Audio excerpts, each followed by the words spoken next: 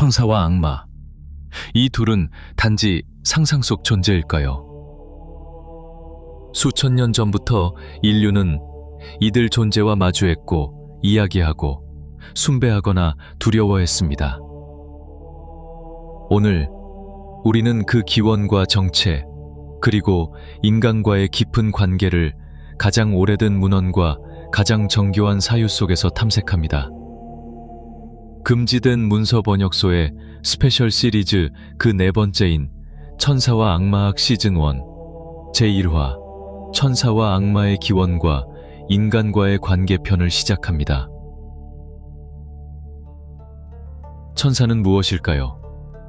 신의 뜻을 전달하는 사자일까요? 아니면 인간에 도달할 수 없는 이상일까요? 고대 히브리어에서 천사를 뜻하는 단어는 말라크입니다.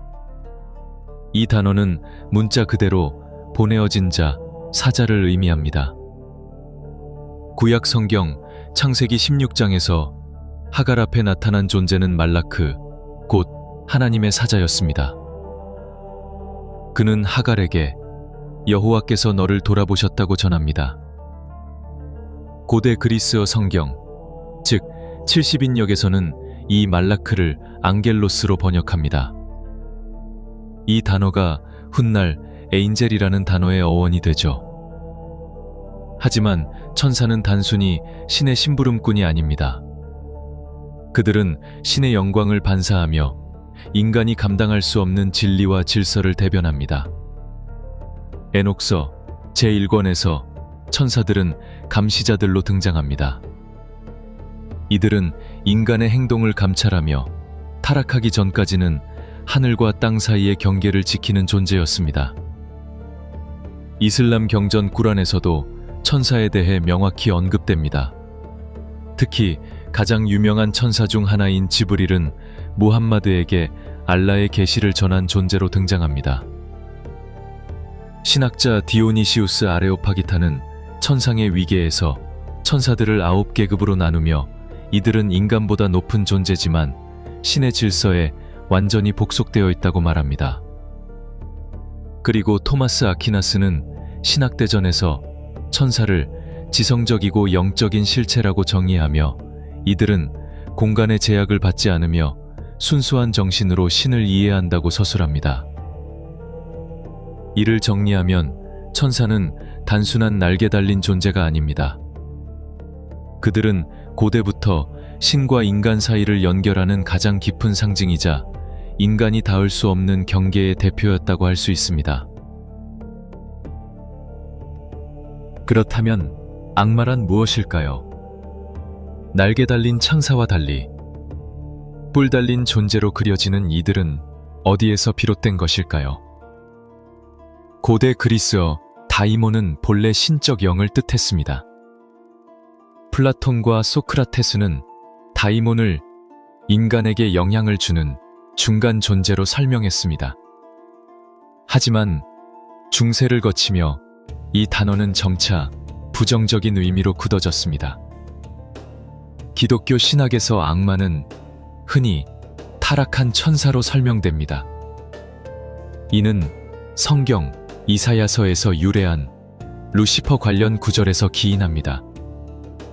그러나 여기에는 중요한 오해가 감추어져 있습니다. 루시퍼라는 이름은 히브리어 성경 원문에는 등장하지 않습니다. 이는 중세 라틴어 성경인 불가타에서 히브리어 헤일렐 벤 샤하르를 라틴어 루시페르로 번역하면서 등장한 표현입니다. 루시페르는 라틴어로 빛을 가져오는 자, 곧 샛별인 금성을 뜻하는 일반 명사였습니다. 따라서 초기에는 악마의 고유명이 아닌 단순히 밝은 별의 시적 표현이었습니다. 이 타락의 이미지는 요한 계시록에서 확연히 드러납니다. 하늘에서 대천사 미카엘이 용, 곧 사탄과 싸워 그를 땅으로 떨어뜨리는 장면이 등장하죠. 유대 묵시문학 에녹서에서는 악마의 기원이 더 구체적으로 나타납니다. 감시자들이라 불린 천사 무리 중 일부가 인간 여성과 결합하여 네피림이라 불리는 혼혈 거인을 낳았고 그로 인해 타락했다고 설명합니다. 이슬람에서는 악마를 타락한 천사가 아니라 불로 창조된 존재로 묘사합니다. 이블리스는 아담에게 절을 거부하여 신으로부터 저주를 받습니다. 그러나 악마는 단순히 외부의 존재로만 나타나지 않습니다. 칼 융은 악마를 인간 내면의 그림자로 해석하며 악마는 억압된 자아, 감춰진 욕망의 상징이라 보았습니다. 그리고 고대 근동 신화에서는 신들이 카오스의 괴물과 싸우는 이야기가 자주 등장합니다. 마르두크가 티아마트를 무찌르는 이야기처럼 악마는 종종 혼돈 자체를 상징하는 신화적 존재로 등장합니다. 요컨대 악마는 단지 나쁜 존재가 아닙니다. 그들은 신에 대한 도전, 질서의 파괴자, 그리고 때로는 인간 안의 무의식적 욕망의 투사체이기도 한 것입니다. 천사는 신의 사자일 뿐 아니라 인간의 수호자이기도 합니다. 하늘에서 내려온 그들은 단지 명령을 전달하는 존재가 아니라 인간의 삶에 깊이 개입하며 도움을 주는 역할을 수행해 왔습니다. 유대교 전승과 기독교 경전에서는 이들을 수호천사라고 부르며 각 사람에게 한 명씩 배정된다는 믿음도 전해집니다. 마태복음에서 예수는 말합니다.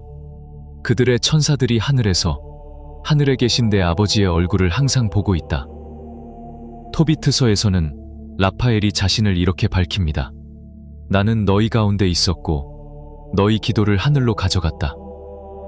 유대교의 미드라시에서는 인간의 창조에 대해 천사가 논쟁을 벌이기도 합니다. 천사는 인간의 불완전함을 근거로 창조를 반대하지만 하느님은 그럼에도 불구하고 인간을 창조하죠. 이런 모습 속에서도 천사는 인간을 위한 존재로 묘사됩니다. 그들은 신의 명령을 인간에게 전달할 뿐 아니라 때로는 인간의 중보자, 즉 인간을 대신해 기도하고 간구하는 자로 등장합니다. 에녹서에서는 일부 천사들이 인간의 고통을 보고 하나님께 자비를 간청합니다. 하늘에 있는 자들이 땅에 있는 자들을 위해 기도하는 장면은 천사와 인간 사이의 신비로운 연대를 상징합니다.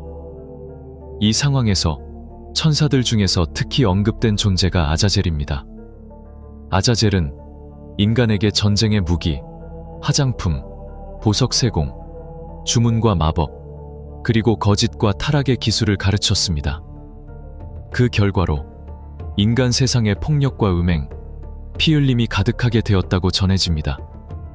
천사 미카엘, 우리엘, 가브리엘, 라파엘은 이러한 상황을 보고 하늘에서 탄식하며 하나님께 외칩니다. 땅이 인간의 불의로 가득하고 그 부르짖음이 하늘에 이르렀나이다. 그러나 천사는 인간의 존재와 대립되는 존재가 아닙니다. 오히려 인간의 삶을 비추는 거울이며 그들이 신을 향해 나아갈 수 있도록 인도하는 빛의 상징입니다. 중세 신비주의에서는 천사는 인간이 닿을 수 없는 상태에 있는 자신으로 묘사되곤 했습니다. 우리는 천사가 될 수 없지만 천사를 통해 우리가 잊은 하늘의 질서를 다시 떠올리게 되는 것이죠. 천사와 인간이 하늘의 질서 속에 놓인 존재라면 악마와 인간의 관계는 훨씬 더 복잡하고 종종 금기와 유혹으로 뒤얽혀 있습니다.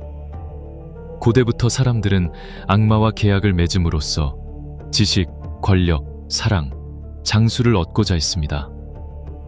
이런 사고는 단순히 전설만이 아니라 중세 유럽의 실제 문서와 법정 기록에도 남아 있습니다. 레메게톤의 제1부 고에티아는 솔로몬 왕이 72 악마를 봉인하여 부렸다는 전설을 바탕으로 한 마법서입니다. 여기엔 각 악마의 이름, 계급, 인장, 소환 의식과 명령문까지 상세히 기록되어 있습니다. 하지만 이 계약은 항상 위험을 동반합니다. 악마는 거래를 통해 인간을 구속하고 때에 따라서는 영혼까지 담보로 요구하기도 합니다. 중세 말기의 마녀재판 문헌에서는 마녀가 악마와 성적 관계를 맺거나 악마에게 입맞춤을 한다는 진술이 등장합니다. 이 악마의 키스는 신과의 언약을 파기하고 새로운 어둠의 계약에 들어섰음을 상징했습니다. 그러나 이러한 계약은 단지 신화나 판타지의 내용만을 전하는 것이 아닙니다. 정신분석학자 자크 라캉은 악마와의 계약을 인간 내면의 무의식과 욕망이 맺는 은유로 해석합니다. 꾸란에서는 이블리스가 인간을 유혹하는 존재로 나타납니다. 그는 아담에게 절하라는 명령을 거부한 이후 알라에게 이렇게 말합니다. 내가 그들을 당신의 곧은 길에서 유혹하겠습니다. 이런 유혹과 계약, 갈등 속에서 악마는 단순히 공포의 존재가 아니라 인간의 내면과 도덕성, 자유의지를 드러내는 거울이 됩니다. 악마는 인간을 파멸시키려 하지만 그 존재 자체가 인간의 결단과 선택을 부각시킵니다. 그들은 우리의 외부에 있는 동시에 우리 안에 있는 그림자이기도 한 것입니다. 인간은 오랫동안 자신을 초월하는 존재를 상상해왔습니다. 빛과 어둠, 위로부터 내려온 존재와 아래로부터 유혹하는 존재. 그 사이에서 우리는 천사와 악마라는 이름으로 자신의 믿음과 불안, 소망과 공포를 투영해왔습니다. 우리는 첫 번째 여정에서 천사의 기원을 고대 언어와 경전 속에서 추적했고, 악마가 어떻게 타락과 왜곡, 욕망의 상징으로 자리 잡았는지를 살펴보았습니다. 그리고 그들이 단순한 개념을 넘어 인간의 윤리와 존재의 거울이 되어 우리를 비추고 시험하며 인도한다는 사실도 함께 보았습니다. 천사는 위로부터 질서를 전하고 악마는 아래로부터 욕망을 자극하며 그 사이에서 인간은 자유의지로 선택을 만들어갑니다. 하지만 그 존재들은 실체를 가졌을까요? 그들은 어떤 이름으로 불리며 어떤 능력을 부여받고 어떤 위계 속에 존재할까요? 다음 화에서는 수천 년 동안 기록되고 불려온 천사들의 이름과 계급, 무기와 임무를 정리합니다. 불의 검을 든 자, 생명의 책을 지닌 자, 그리고 인간의 죽음과 영혼을 인도하는 자들까지 그들이 실제로 존재했던 문헌의 이름과 구조 속에서 모습을 드러낼 것입니다. 신화가 아닌 기록, 전설이 아닌 체계 속에서 그들은 이제 이름을 갖습니다. 구독과 좋아요는 천사와 악마의 어느 편에 설 것인가에 대한 여러분의 고민에 해답을 줄 것입니다. 감사합니다.